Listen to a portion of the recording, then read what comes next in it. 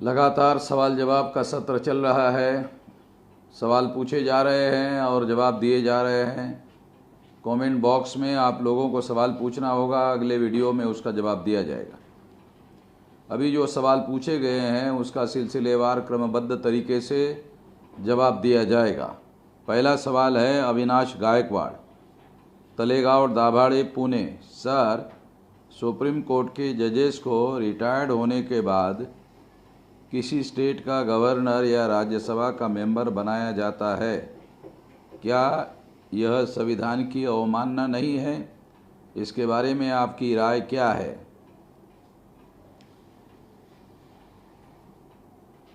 Supreme court संविधान के अनुसार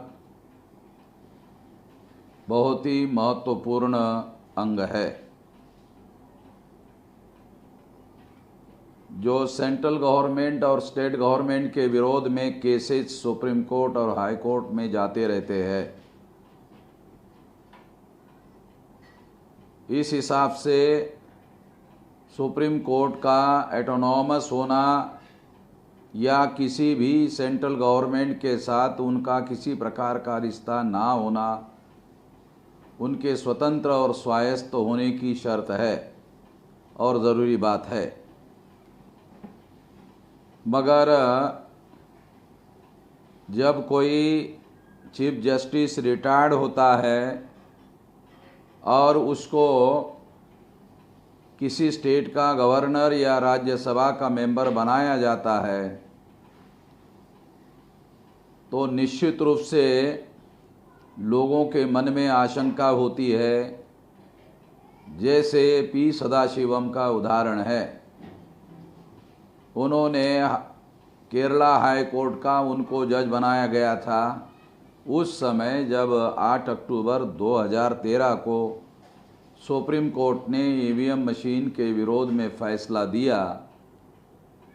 उस समय जो फैसला दिया गया था उसके बाद उस पर कोई अमल नहीं किया गया और 2014 का चुनाव बगैर अमल किए बीजेपी को फ़ायदा पहुंचाया गया। तो ये बख्शीश थी नरेंद्र मोदी और बीजेपी के द्वारा। कांग्रेस बीजेपी का जो नेक्सस फॉर्म हुआ था इस काम के लिए। दूसरी बात, ये महत्वपूर्ण है कि जजेस को, जुडिशरी को स्वतंत्र और स्वायत्त रखने के लिए संवैधानिक पदों से या राजनीतिक पदों के लालच से दूर रहना चाहिए। जब वो कॉलेजियम में इस सिद्धांत के आधार पर समर्थन करते हैं कि राजनीतिक हस्तक्षेप नहीं होना चाहिए, वो खुद ही राजनीतिक हस्तक्षेप तहत ऐसा काम करते हुए दिखाई दे रहे हैं। इसलिए लोगों के मनों में इस तरह की आशंका होना स्वाभाविक है। आने वाले समय में सुप्रीम कोर्ट का स्वायत्त और स्वतंत्र होने के आधार पर ये जो दो बड़ी घटनाएं घटित हुई उसको आधार बनाकर हम लोग सुप्रीम कोर्ट में जाएंगे ताकि जजेस को इस तरह से लालच देकर जैसा उनको चाहिए वैसा निर्णय वो ना दे सके। ये बात हम लोगों को ध्यान में रखना ज़रूरी है और ये देश की लोकतंत्र को बनाए और बचाए रखने के लिए ये बहुत ज़्यादा ज़रूरी है। ये किया जाना चाहिए, करेंगे। कामले पद्माकर, पनवेल, महाराष्ट्र। सर, ब्राह्मण इतने षड्यंत्रकारी क्यों होते हैं? पहली बात तो ये है कि बाबा साहब अम्बेडकर ने एक जगह ब्राह्मणों के बारे में कहा, Brahmins have a brain within a brain. इसका मतलब है वो अपने दिमाग में एक ही लेवल पर, दिमाग में कई अलग अलग लेवल पर, अलग अलग लेयर पर, अलग अलग एक साथ सोचते रहते हैं। एक बात। दूसरी बात, ब्राह्मण विदेशी है, ये सारे दुनिया को मालूम हो या ना हो, ब्राह्मणों को खुद ये मालूम है कि वो विदेशी है। तीसरी बात, इसी की वजह से उनके अंदर एक असुरक्षा का भाव निर्माण होता है कि इस देश में हम 3.5% अल्पसंख्याक है, तो हमारे भविष्य का क्या होगा। तीसरा एक कारण ये है कि जब उनकी संख्या अल्पसंख्यक रहती है, और एक खास बात ये है कि ब्राह्मणों ने, जितने भी विदेशी लोग आए वो भारत में अपने आप को उन्होंने भारत के संस्कृति में विलीन कर दिया, और उनकी अलग से कोई आइडेंटिटी बची नहीं रही, केवल ब्राह्मण छोड़कर। ब्राह्मणों ने अपनी आइडेंटिटी को बना के रखा, पहचान को बना के रखा, और वो कभी भी अपने आप को भारतीय नहीं बना पाए, और भारत के संस्कृति में उन्होंने अपने आप को विलीन नहीं किया, बल्कि ब्राह्मणों ने अपनी संस्कृति भारत पर थोपने की कोशिश की, और सत्ता के सहारे रहकर उन्होंने अपना निरंतर बचाव किया। और सत्ता के सहारे रहने से अलग अलग समय पर जो ताकतवर और सत्ताधारी थे उनके साथ गुप्त समझौता किया, मुगलों के साथ भी किया, और ऐसा करने के लिए ब्राह्मणों को कभी भी लज्जा महसूस नहीं हुई कि वो देशद्रोह कर रहे हैं, मगर उन्होंने ऐसा किया। तो इसलिए उनके मन में हमेशा इनसिक्योरिटी, असुरक्षा का भाव रहता है, और असुरक्षा का भाव रहता है उसके लिए वो अपने आप को सुरक्षित करने के लिए 24 घंटे षड्यंत्र के काम में लगे रहते हैं, और उस षड्यंत्र पर पर्दा डालने के लिए 24 घंटे राष्ट्रवाद पर बोलते रहते हैं, प्रैक्टिस राष्ट्रद्रोह की करते रहते हैं, और राष्ट्रवाद पर डेली 24 घंटे भाषणबाजी करते रहते हैं, बोलते रहते हैं, ताकि 24 घंटे जो राष्ट्रद्रोह करने का, जनद्रोह करने का, संविधान द्रोह करने का जो कार्य कर रही है, भ्रष्टाचार करने का जो कार्य कर रहे हैं, वो कार्य पर पर्दा डाला जा सके। ये सारी बातें सबूतों के आधार पर मैं बोल रहा हूं, ऐसे हवा में नहीं फेंक रहा हूं। तो ये बात हम लोगों को समझना बहुत जरूरी है। आरएसएस के लोग खतरनाक लोग हैं, मगर आरएसएस से ज़्यादा खतरनाक ब्राह्मण है, क्योंकि आरएसएस ने ब्राह्मण को नहीं बनाया, ब्राह्मणों ने आरएसएस को बनाया। इसलिए ब्राह्मणों से देश को खतरा है भारत पर कब्जा करने के लिए। इसीलिए ब्राह्मणों ने भारत का विभाजन किया। ये भी एक बहुत बड़ी वजह है, इसे समझना जरूरी है। दूसरा है, लॉकडाउन में फंसे लोगों के खाने पीने सुविधा किए बगैर ही फिर से बार बार लॉकडाउन बढ़ाना, ये क्या सरकार की समझदारी है? ये बिल्कुल भी सरकार की समझदारी की बात नहीं है। कामले पद्माकर जी सही कह रहे हैं, ये समझदारी का काम नहीं है, मगर उन्होंने ऐसा बेसमझदारी का काम किया है जिसकी वजह से इस देश में जो गरीब है, असंगठित मजदूर है, वो संकट में फंसा हुआ है, और उनको बंधुआ मजदूर की तरह अपने अपने जगह बांध कर रखा गया है और उनके खाने पीने की भी कोई व्यवस्था नहीं की गई है। जितने लोग कोरोना की वजह से संकट में नहीं फंसे हैं, उससे कई ज़्यादा अब 37,000 लोग कोरोना पीड़ित है और 30-40 करोड़ लोग असंगठित मजदूर है भारत में। और उनके खाने, क्योंकि वो डेली कमाते हैं, डेली खाते हैं, स्वाभिमानी लोग हैं, मेहनत करके पसीना बहाकर खाते हैं और अपनी मेहनत से पैसा कमा कर खाते हैं, किसी को भीख मांगने का काम नहीं करते हैं। और कोरोना की वजह से उनके ऊपर ये संकट आया हुआ है और सरकार ने जब लॉकडाउन बढ़ाने का निर्णय किया, उसी दौरान से इस मुद्दे पर विचार किया जाना चाहिए था। हम लोग शुरू से बोल रहे हैं। कुछ चमचा टाइप मीडिया लोग हैं, नरेंद्र मोदी को वो दुनिया का महान नेता है, हवा भरने का, जैसे टायर में हवा भरा जाता है वैसे हवा भरने का काम किया जा रहा है। यदि ज़्यादा बड़े पैमाने पर टेस्ट किया होता तो पता चलता कितने बड़े पैमाने पर लोगों को लागन हो गई है। ऐसे ही हवा भरने का काम किया जा रहा है। ये लॉकडाउन में जो गरीब लोगों की, असंगठित मजदूरों के साथ जो बहुत भयंकर व्यवहार किया जा रहा है, वो व्यवहार असहनीय व्यवहार है और इसी के विरोध में हमने काली पट्टी निषेध आंदोलन शुरू किया हुआ है और वो 3 तारीख यानी कल तक जारी रहेगा। उसके बाद 4 तारीख को हम सारी परिस्थिति का रिव्यू करेंगे और अगला स्टेप लेंगे क्या करना है।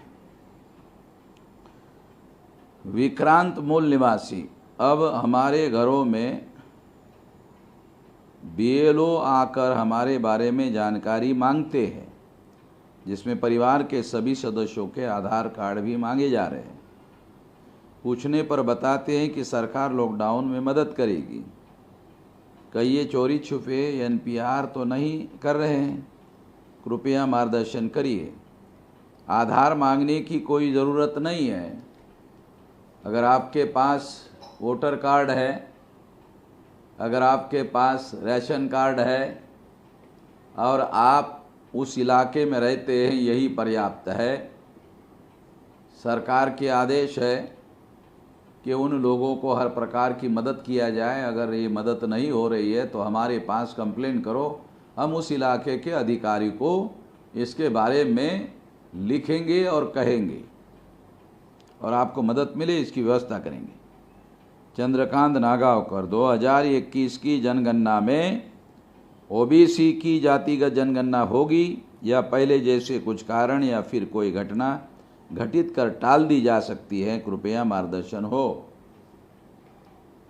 दिखने में नरेंद्र मोदी OBC का आदमी देश का प्रधानमंत्री है, वास्तविक सत्ता RSS के ब्राह्मण चला रहे हैं। इसलिए ब्राह्मण किसी भी स्थिति में OBC की जाति आधारित गिनती नहीं होने देंगे, ये हमारा यकीन है। इसलिए इस पर आंदोलन जल्दी ही शुरू करने की हमारी योजना है।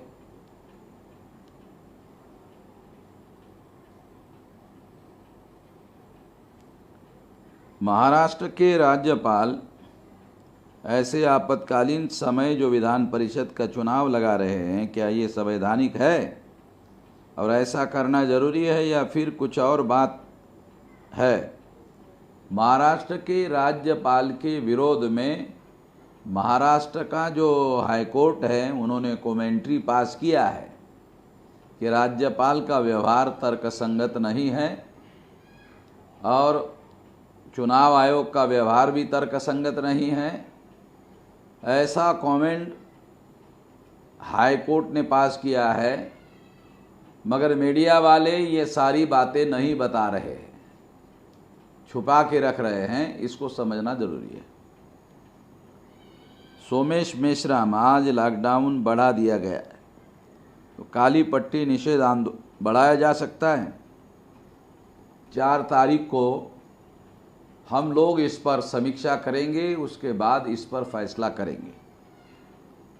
लक्ष्मी चुईया, मांडवी मूल निवासी महिला संघ की प्रमुख, सवाल ये है कि लॉकडाउन का नियम पालन करने के बावजूद पुलिस एक चौक्स कास्ट को टारगेट करके घर के दरवाजे पर बैठे होते हैं तो उसी को उठा के उसे ले जाके केस कर देते हैं।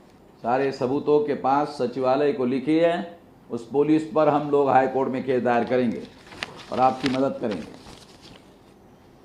स्वप्निल कुमार, ग्राम कमलाबाग, झिंझक, भारतीय विद्यार्थी मोर्चा, कानपुर देहात। सर, मेरा ये सवाल है कि संत शिरोमणि रविदास जी ने कहा था, मैं राम रतन धन पायो, इन्होंने किस राम की वहाँ चर्चा की है, कृपया मार्गदर्शन करें। चाहे रविदास हो, चाहे कबीर हो, इन लोगों की वाणी गुरु ग्रंथ साहब में है और उनका कहना है कि हम जिस राम की बात कर रहे हैं उसका राजा राम से कोई संबंध नहीं है। ब्राह्मण लोग उसको राजा राम से जोड़ते हैं। इससे सावधान रहने की और सावधान करने की ज़रूरत है। इसका सारा डॉक्यूमेंट्री एविडेंस संत साहित्य में और गुरु ग्रंथ साहब के रिकॉर्ड में उपलब्ध है। जोगाराम गर्ग, गांव कितपाला, पोस्ट सिल्ली, जागीर, तहसील पचपदरा, जिला बाड़मेर, राजस्थान। काफ़ी समय से हमारे साथ अत्याचार कर रहे कुछ मनीवादी लोग, हमारे परिवार का जीना मुश्किल हो गया है, मेरी मदद करो। सारा का सारा लिखित भेजो, आपकी पूरी शक्ति और पूरे संगठन शक्ति से मदद की जाएगी। करसन खिबजी, नांजन, आदिपुर, कच्छ। सर, भारत की सरकार को भारत सरकार कहना चाहिए मोदी सरकार। मीडिया की यूँ बार बार मोदी सरकार चिल्लाती है। सर, इस विषय पे कुछ जानकारी दीजिए। संविधान के अनुसार भारत सरकार होना चाहिए और संविधान में भारत सरकार लिखा हुआ है। ये जो मीडिया वाले हैं ये मोदी मीडिया नहीं है, ये गोदी मीडिया है और मोदी के गोदी में बैठकर मोदी की प्रशंसा करने में काम में लगे हुए रहते हैं और कुछ नहीं है। दिलीप घट से, सर, राज्यसभा टीवी पर कॉन्स्टिट्यूशन पर 10 पार्ट में सीरीज बनाया गया है, उसमें कॉन्स्टिट्यूशन ड्राफ्ट समिति में बाबा साहब के साथ सभी लोगों का कंट्रीब्यूशन बताया गया है, जबकि मैं सुना हूं कि पूरा काम तो बाबा साहब आम्बेडकर ने ही किया है। संविधान सभा के अध्यक्ष डॉक्टर राजेंद्र प्रसाद थे। राजेंद्र प्रसाद जब संविधान की कॉपी सुपुर्द की गई बाबा साहब आम्बेडकर के द्वारा, तब राजेंद्र प्रसाद ने लंबा चौड़ा भाषण दिया और उस भाषण में उन्होंने बाबा साहब आम्बेडकर की इस बात के लिए प्रशंसा की कि जितने लोगों को हमने संविधान का ड्राफ्ट तैयार करने की जिम्मेदारी लगाई थी, किसी ने ये जिम्मेदारी नहीं निभाई और सारी जिम्मेदारी लिखने की बाबा साहब आम्बेडकर पर आई और इस वजह से बाबा साहब आम्बेडकर की डॉक्टर राजेंद्र प्रसाद ने on the record documentary evidence में बुरी बुरी प्रशंसा की। ये सारा रिकॉर्ड में अवेलेबल है और कोई भी आदमी संविधान सभा का रिकॉर्ड देखकर पढ़ सकता है, देख सकता है। नरेश बागड़े, रामायण महाभारत में भगवान कैसे है और वे कैसे है?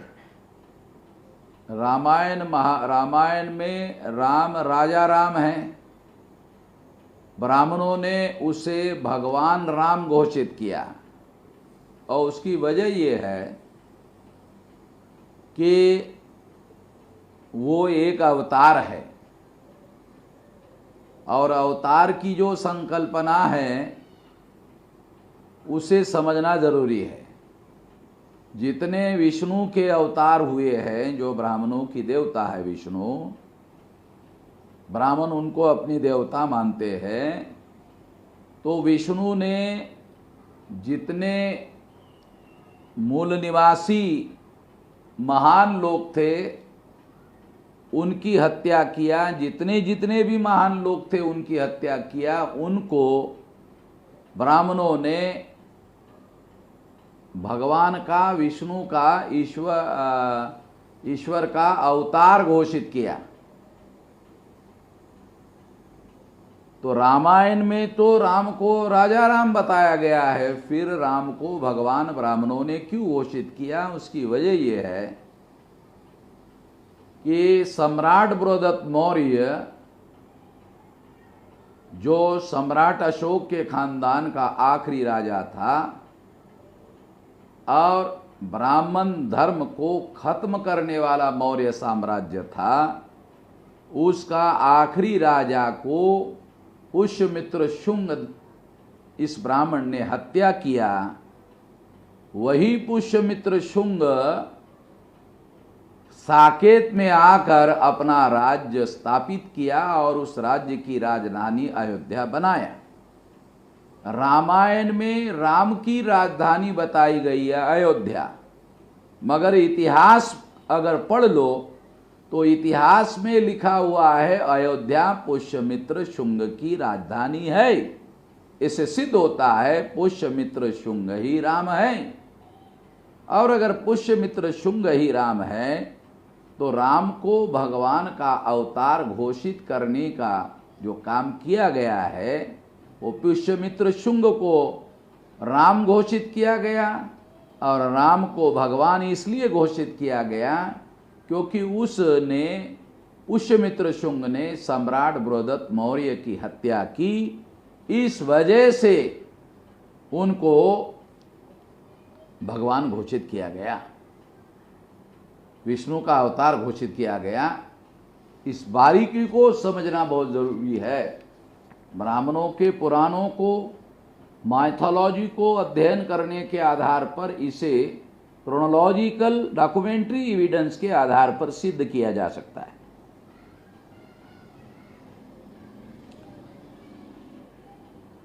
एडवोकेट मनीष सरकार, मेरा सवाल यह है कि सर ओबीसी नरेंद्र मोदी किस जाति के हैं और ये ओबीसी के खिलाफ कार्य करते रहते हैं।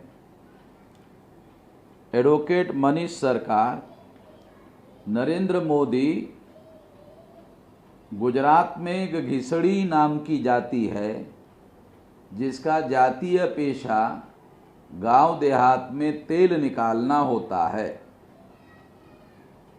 तो तेल निकालने वाले जाति को तेली भी कहा जाता है, और ओबीसी हमारे मूल निवासी लोग हैं और तेली जाति ओबीसी में आती है और ये मूल निवासी जाति है, और नरेंद्र मोदी उस जाति से है और मूल निवासी है, और उस मूल निवासी का, ओबीसी का आरएसएस के ब्राह्मणों ने मूल निवासियों के और ओबीसी के विरोध में इस्तेमाल करने का काम किया है। इसके लिए उसको प्रधानमंत्री बनाया गया है। जयप्रकाश न्यायकर, बिहार मुजफ्फरपुर। सर मेरा सवाल है, बाबा साहब हिंदू कोड बिल क्यों लागू करना चाहते थे तथा लागू क्यों नहीं हुआ? उसके जगह पर संविधान क्यों लागू हो गया? अथवा ब्राह्मण का मनोबल कैसे गिरा सकते हैं? कैसे पता चलेगा कि ब्राह्मण का मनोबल गिर रहा है? सर मेरा सवाल है, बाबा साहब हिंदू कोड बिल क्यों लागू करना चाहते थे? पहली बात तो ये है कि हिंदू कोड बिल जो ब्राह्मणों के वेद, श्रुति, स्मृति, पुराण, रामायण, महाभारत, गीता, अनेक प्रकार के ग्रंथ हैं, उसमें अनेक प्रकार की बातें परस्पर विसंगत लिखी हुई है। इसलिए जो परस्पर विसंगत लिखी हुई है तो परस्पर विसंगत कानून बन जाते हैं। इस बात को ध्यान में रखते हुए इसकी संहिता बनाने की ज़रूरत हुई और इसीलिए हिंदू कोड बिल बनाने का प्रयास हुआ। हिंदू कोड बिल ये हिंदुओं के इसमें मैरिज एक्ट शामिल है, इसमें एडॉप्शन एक्ट शामिल है, इसमें सक्सेशन यानी प्रॉपर्टी, बाप की प्रॉपर्टी किसके नाम पर जाएगी ये शामिल है। ऐसे बहुत सारे कानून जो है शामिल है, मैरिज एक्ट शामिल है। सारा मिलाकर हिंदू कोड बिल बनता है। और संविधान एक अलग मामला है। संविधान में जब इक्वलिटी बिफोर लॉ लागू कर दिया गया था, उसकी वजह से हिंदू कोड बिल लागू करना जरूरी था। इस बात को ध्यान में रखते हुए ऐसा किया गया था। इसलिए ये बात समझना जरूरी है, हिंदू कोड बिल अलग है और संविधान अलग है। हिंदू कोड बिल लागू करने के लिए ब्राह्मणों ने शुरू में क्यों विरोध किया था? सबसे पहले तो डॉक्टर राजेंद्र प्रसाद ने विरोध किया, इसकी वजह से जवाहरलाल नेहरू ने विरोध किया और इसलिए टुकड़ों टुकड़ों में फिर बाद में इसे लागू किया गया जब बाबा साहब आम्बेडकर ने लॉ मिनिस्ट्री का इस्तीफा दिया उसके बाद में।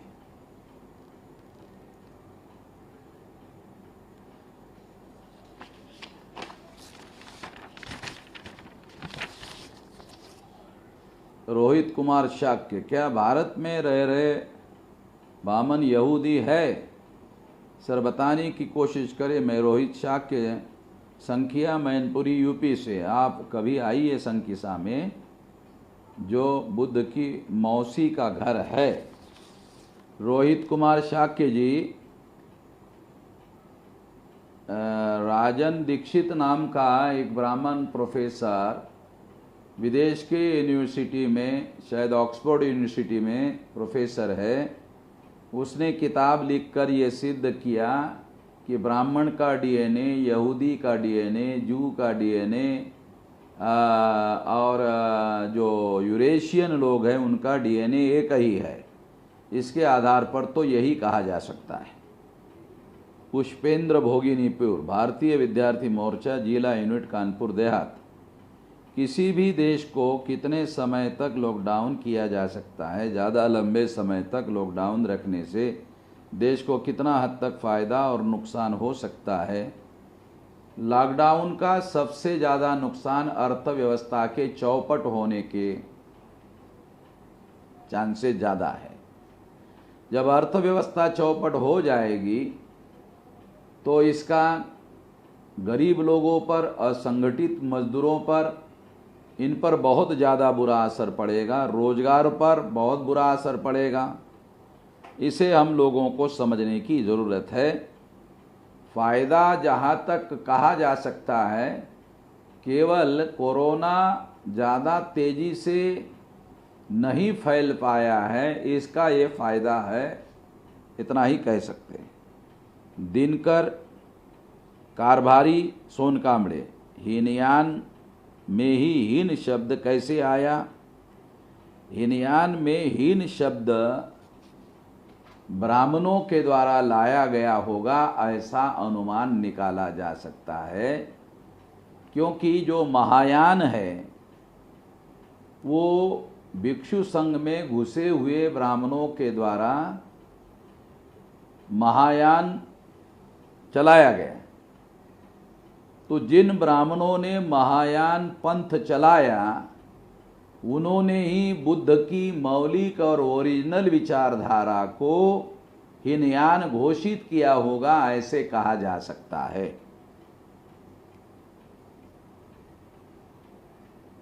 रूम खान पठान, सर संघ चालक मोहन भागवत को भारत सरकार के तरफ से ZEED+ सुरक्षा दी गई है, क्या यह सही है? राइट टू लिव भारत में फंडामेंटल राइट है।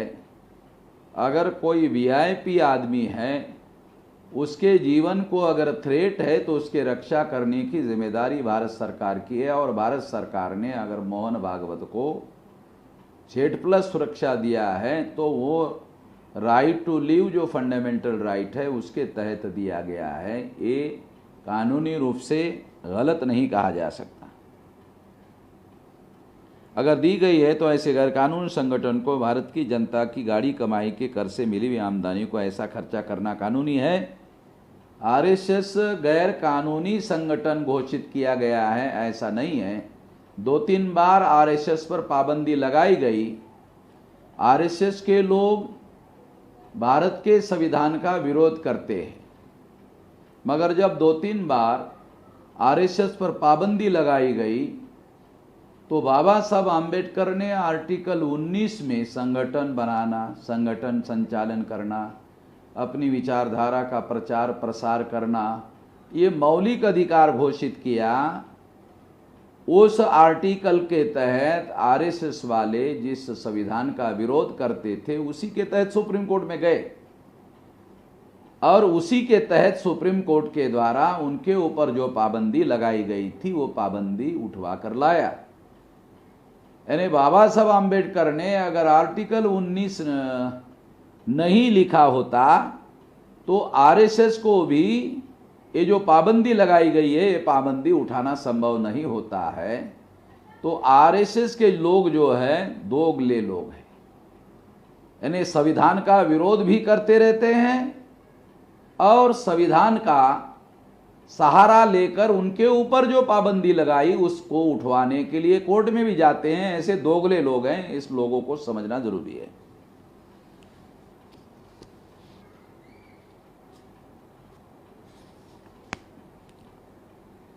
चेतन चापल, भारतीय संविधान के 395 आर्टिकल पूर्ण तरीके से लागू है क्या? 395 आर्टिकल को अमल में लाया जाता है और अभी तक कितने आर्टिकल अमल में लाए गए हैं, कृपया मार्गदर्शन करें। चेतन जी, आप भारत के 395 आर्टिकल में कितने आर्टिकल अमल में लाए गए हैं ये पूछ रहे हैं। इसका मतलब है एक एक आर्टिकल उसकी समीक्षा करके लागू किया या नहीं लागू किया ये बताना। इस तरीके का आपने सवाल पूछा तो क्या ये 1-2 मिनट में जवाब देने वाला सवाल है? तो आप संविधान के एक एक, आपके दृष्टि से ऐसा लगता है कि कोई आर्टिकल संविधान का महत्वपूर्ण अंग है और वो लागू है या नहीं है। अगर इस तरह से सवाल पूछते तो उसके बारे में पर्टिकुलर जवाब दिया जा सकता है। आप सारे के सारे आर्टिकल के बारे में पूछ रहे हो, ये कोई तर्कसंगत, ये पूछने का तरीका सही नहीं।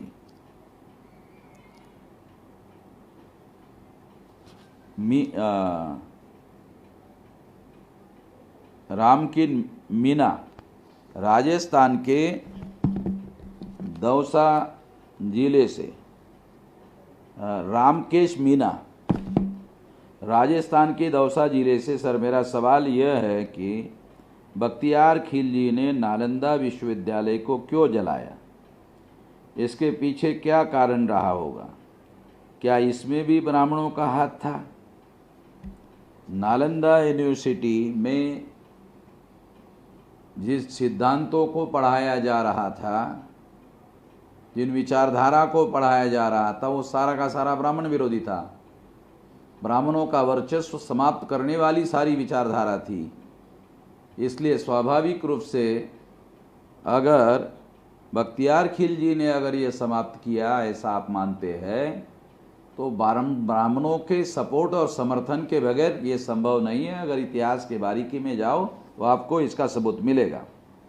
नालंदा में जाओगे तो वहाँ भी बहुत सारी बातें उपलब्ध होगी। जो लाइब्रेरी जलाई गई, जहाँ ज्ञान का भंडार था, वो लाइब्रेरी 6 महीने तक जलती रही।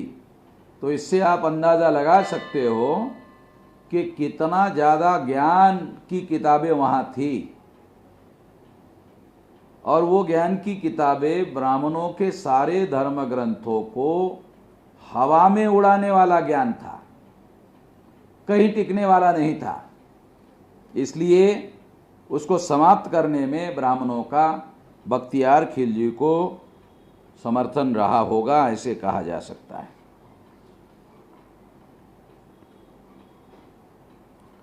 इसमें भी ब्राह्मणों का हाथ था। सर, नालंदा विश्वविद्यालय पुष्यमित्र शुंग के शासन काल में भी रहा होगा। इसके बारे में जैसे कुछ लोग ऐसा भ्रम फैलाने की कोशिश करते हैं, अगर औरंगजेब ने किसी ब्राह्मणों के मंदिरों को यदि कोई दान दक्षिणा देने का काम किया तो इससे कौन सा मौलिक अंतर आता है? कोई मौलिक अंतर तो नहीं आता है कि औरंगजेब का राज खत्म हो गया। अगर पुष्यमित्र शुंग का राज है और पटना के पास नालंदा है और पुष्यमित्र शुंग का राज नालंदा विश्वविद्यालय पर रहा होगा, ऐसा लगता नहीं है, क्योंकि पुष्यमित्र शुंग पटना में हत्या करने के बाद वहाँ से वाराणसी, वाराणसी से फैजाबाद, फैजाबाद के पास जो साकेत नगरी थी, बौद्धों की विशाल नगरी थी, उस पर कब्जा करके उसका नाम बदलकर अयोध्या बनाया। इसको जानना जरूरी है।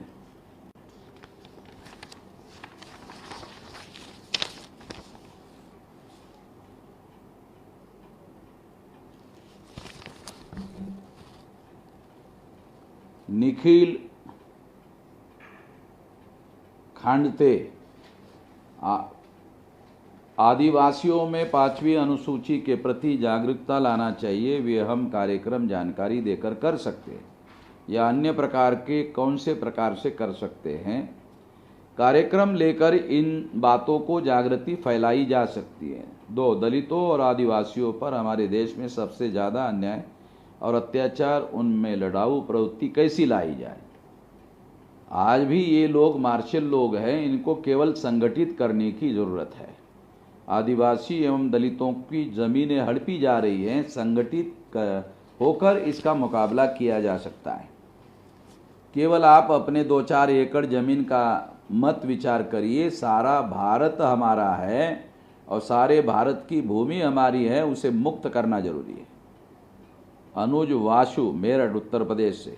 व्लादिमीर लेनिन ने ऐसी तैयारी की, 17 वर्ष में जारशाही सरकार को रूस से जड़ मूल से उखाड़ दिया, जबकि उसके पास पहले से कोई वैज्ञानिक सिद्धांत भी नहीं था जो उनकी क्रांति का प्रत प्रदर्शन कर सके। वो सिद्धांत भी लेनिन ने दिया मार्क्सवाद के रूप में। अपने विचारों का प्रचार करने के लिए भी लेनिन के पास साधन संसाधन नहीं थे, ना ही वह भारत जैसा संविधान था। फिर भी लेनिन ने लोगों को इकट्ठा किया और क्रांति कर दी। भारत में बाबा साहब का संविधान है और क्रांति करने के लिए अम्बेडकरवाद जैसा वैज्ञानिक और महान सिद्धांत है। अपने विचारों को बोलने की और विचारों के प्रचार प्रसार करने की आज़ादी है। आज आसानी से लोगों तक अपनी बात पहुंचाने के लिए भी सोशल मीडिया जैसा मंच है। फिर भी भारत में क्रांति होने में इतना समय क्यों लग रहा है? पहली बात तो ये है कि बहुत विपरीत परिस्थिति लेनिन को थी और इस केवल 17 साल में उन्होंने ये सब करके दिखाया और उसके लिए कोई वैज्ञानिक सिद्धांत वगैरह वगैरह नहीं था। प्रचार करने के लिए बहुत सारा अवरोध था वगैरह, ये जो सारी बातें बताई जा रही है तो आपके पास सही प्रकार की जानकारी नहीं है, इसको समझने की ज़रूरत है। मूल निवासी बहुजनों को 6000 जाति के टुकड़ों में बांटा गया है, उनको अज्ञानी बनाकर रखा गया है, पढ़ने लिखने के अधिकार से वंचित किया गया है। उनको अगर कोई बात समझाई जाती है उनके पल्ले पड़ती नहीं है, समझ में आती नहीं, क्योंकि पढ़ाई लिखाई नहीं है। तो इतना आसान है जैसा आप कह रहे हैं ऐसा है नहीं है। ज़रा आप फील्ड में जाकर काम करके देखिए, साल भर तो आपको पता चलेगा। R.K. शाश्वत, भामसेब जिला कार्यकारिणी सदस्य, रायबरेली, उत्तर प्रदेश। सवाल: सर, जब SC ST OBC के लोग अपने बच्चों का दाखिला स्कूल में कराते हैं तो वहाँ पर धर्म के कॉलम में हिंदू और जाति के कॉलम में जाति लिखी जाती है। क्या हम लोग धर्म के कॉलम में बौद्ध धर्म लिखवा सकते हैं और जाति के कॉलम में SC ST OBC लिख सकते हैं? ऐसा कोई शासनादेश है? शाश्वत जी, सबसे पहले तो ये समझ लीजिए कि बौद्ध धर्म में जातियाँ नहीं होती। अगर आप बौद्ध धर्म को मानते हैं तो आप जाति नहीं लिख सकते हैं और बौद्ध धर्म को सभी प्रकार की फैसिलिटी उपलब्ध है। इसलिए आपको कोई दिक्कत नहीं होनी चाहिए और उधर के इलाके के लोगों से आप सहायता लीजिए। अशोक मौर्य, जितना ब्राह्मण लोग खुद को कट्टर हिंदू नहीं कहता है, उससे ज़्यादा हमारे ही लोग खुद को कट्टर हिंदू कहते हैं। इसके पीछे क्या कारण है? अज्ञानता सारी समस्या का जड़ है। हमारे लोग अज्ञानता की वजह से सारा कुछ कर रहे हैं। इसलिए बुद्धा ने ज्ञान पर ज़्यादा जोर दिया, ज्योतिराव फुले ने पढ़ाई लिखाई पर ज़्यादा जोर दिया, बाबा साहब आम्बेडकर ने पढ़ाई लिखाई का अधिकार को मौलिक अधिकार संविधान में घोषित किया। ये सारी बातें उन्होंने की ताकि अज्ञान खत्म हो सके। अज्ञानता की वजह से ऐसा हो रहा है। शोभन संजीव यशवंत, धर्म की शुरुआत कब और कैसे हुई और पहला धर्म कौन सा था? जहाँ तक भारत के संदर्भ में अगर इस सवाल को समझने की कोशिश की जाए तो सिंधु घाटी सभ्यता में जो धार्मिक मान्यताएं थी, उन मान्यताओं को पहली धार्मिक बातें माना जा सकता है। सावित्री दास, झारखंड रांची से, मेरा सवाल है कि विदेशी यूरेशियन सिर्फ भारत में ही वर्ण व्यवस्था लाए क्यों? 185 ईसा पूर्व पुष्यमित्र शुंग काल में जाति व्यवस्था थोपी भारतीयों पर ही क्यों, जबकि ये लोग विश्व के कई देशों पर आक्रमण किया भारत की तरह, लेकिन भारत छोड़कर अन्य देशों में ये लोग वर्ण व्यवस्था जाति व्यवस्था नहीं बनाई। जहाँ जिस देश में जो करना जरूरी था वो उन्होंने किया। अभी जो नए सबूत सामने आए हैं, जहाँ जहाँ भी ये लोग गए वहाँ हिंसा से उन्होंने विध्वंस करने का काम किया। ऐसे डॉक्यूमेंट्री एविडेंस आए हुए हैं। जय श्री कामले, मैं ये पूछना चाहता हूँ कि ये कहावत है कि शत्रु का शत्रु वह अपना मित्र होता है। इस युक्ति के द्वारा क्या ब्रह्मांडी शक्तियाँ हमें आपस में भिड़वाकर विभाजित विघटित कर रहे हैं और उसके लिए हमारे ही बहुजन नेता संगठन का प्रयोग कर रहे हैं? उसे रोकने के लिए मार्गदर्शन करिए। जनता को जगाने की ज़रूरत है। जनता को जागृत कर लो। क्रांति करने के लिए, परिवर्तन करने के लिए जितने लोग चाहिए, 100% की ज़रूरत नहीं है। जितने लोग अगर आपको परिवर्तन के लिए चाहिए उतने लोग आप इकट्ठा कर सकते हैं, उस पर ध्यान केंद्रित करिए। प्रकाश चंद, क्या 5G और कोरोना के संबंध में कथित इल्यूमिनेटी ग्रुप का कोई कनेक्शन है? ऐसा नहीं कहा जा सकता। क्या जनहित याचिका के माध्यम से इतनी बड़ी अंतर्राष्ट्रीय प्लानिंग को रोका जा सकता है? अगर आपके पास ऐसे कोई डॉक्यूमेंट्री एविडेंस है तो रोका जा सकता है। भारत की वर्तमान स्थिति में कोरोना महामारी के आड़ में दक्षिणपंथी एजेंडा लागू करने की कोई कितनी संभावना है? जो दक्षिणपंथी लोग हैं वो छुपकर ही सारी गलत बातें करते रहते हैं, इसलिए सतर्क रहने की जरूरत है। क्या भारत में वामपंथी या मध्यमार्गी विचारधारा की सरकार होने पर भी कोरोना का इतना ही खतरनाक रूप दिखाया जाता? महामारी विदेश से आई हुई है, इसलिए ऐसा कहा जा सकता है। कि हम आम जनता से उम्मीद कर सकते हैं कि वो मूल समस्याओं को समझेगी और सड़क पर आकर विरोध करेगी, जबकि जनता उतना ही समझ पा रही है जितना सरकार मीडिया उन्हें दिखा रही है। ये तो हर स्थिति में होते रहता है, इसलिए संगठन, प्रचारक और मजलूम लोगों के साथ में खड़े होने वाले संगठन की ज़रूरत होती है ताकि उनको सही जागृति कर सके। रवि शिवा बामनिया, देश में प्रवासी मजदूर फंसे हैं, उनको लाने के लिए सरकारी सहायता क्यों नहीं कर रही है? वे पैदल चलने पर मजबूर है क्योंकि ये सरकारें मजदूरों के विरोध में काम करने वाली सरकारें हैं। इसे समझने की ज़रूरत है। सुधा गौतम, सर हम सबको एक होने के लिए क्या करना चाहिए? हमारा समाज शिक्षित भी है, संघर्ष भी कर रहा है, लेकिन संगठन नहीं है।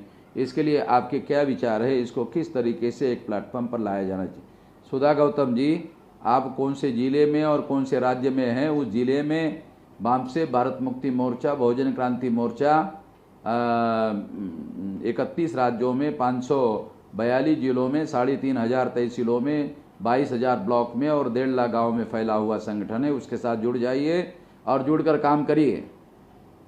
BVF रवि कुमार, 218-2018 के भीमा कोरेगांव हल्ले का षड्यंत्र मनोहर भिड़े, मिलिंद एकबोटे और आनंद दबे इन ब्राह्मणों ने किया था, तो बाबा साहब आम्बेडकर जी के जयंती दिन 14 अप्रैल को ही खुद को तेलतुंबड़े ने पुलिस के हवाले किया। इस भीमा कोरेगांव के हमले में तेलतुंबड़े का क्या संबंध था? या कोई ब्राह्मणी षड्यंत्र है? तेल तुम्बड़े का कोई संबंध नहीं है। तेल तुम्बड़े तो ब्राह्मणों के इशारे पर काम करने वाला आदमी है, इसलिए अगर वो ब्राह्मणों के इशारे पर काम करने वाला नहीं होता और बीजेपी की सरकार होती तो बाहर होता। जब तक फडणवीस की सरकार थी बाहर रहा, और जैसे ही कांग्रेस की सरकार आई उसको अंदर डाल दिया गया। दिलीप कुमार, ग्राम कमलाबाग, झीझ, एक भारतीय विद्यार्थी मोर्चा, कानपुर देहात। सर, मेरा सवाल ये है कि भारत में डॉक्टर भीमराव अंबेडकर जी के बारे में स्कूलों में क्यों नहीं पढ़ाया जाता? क्योंकि बाबा साहब अंबेडकर का उद्देश्य, विचारधारा और कार्यक्रम और आंदोलन ब्राह्मणवादी व्यवस्था के विरोध में था, वो लोगों को मालूम ना हो इसलिए पढ़ाया नहीं जाता। ओम प्रकाश मूल निवासी, नजफगढ़, नवी दिल्ली 43। मेरा प्रश्न है कि क्या ब्राह्मण लोग जब भारत में आए तभी से अपने आप को आर्य कहलवाते हैं, या ये आर्य शब्द उन्होंने भारत में अपने राज स्थापित करने के बाद बुद्ध के 4 आर्य सत्य से चुराया? ब्राह्मणों ने अपने आप को पहले से आर्य कहते रहे हैं और ये शब्द वेदों के अंदर से उन्होंने निकाला है, ऐसा कहा जा सकता है। अनूप कुमार, सर, बीजेपी ने सेंट्रल विस्टा, जिसमें संसद भवन, राष्ट्रपति भवन, पीएम आवास, सुप्रीम कोर्ट आदि को कहीं दूसरी जगह बनाने के लिए 20,000 करोड़ का बजट पास किया है। पुराने संसद को म्यूजियम बनाने वाले हैं, हो सकता है ऐसे उन्होंने निर्णय किया हो। सारे सरकारी कर्मचारियों का डीए कटौती कर दिया और सांसदों और मंत्रियों को मिलने वाले सभी बजट बढ़ा दिए गए हैं। मंत्रियों और सांसदों के बजट बढ़ा दिया गया है, ये बात सही नहीं है।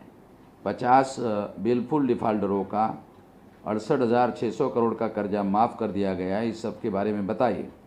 ये जो डिफ़ाल्टर माफ़ कर दिए गए हैं, ये कांग्रेस के राज में भी होता रहा, बीजेपी के भी राज में होता रहा है, क्योंकि ये उद्योगपति चुनाव लड़ने के लिए उनको पैसा देते रहते हैं और इसी के आधार पर ये होता रहा है। इसको समझने की ज़रूरत है। कमेंट बॉक्स में सवाल पूछते जाइए, अगले वीडियो में जवाब दिया जाएगा।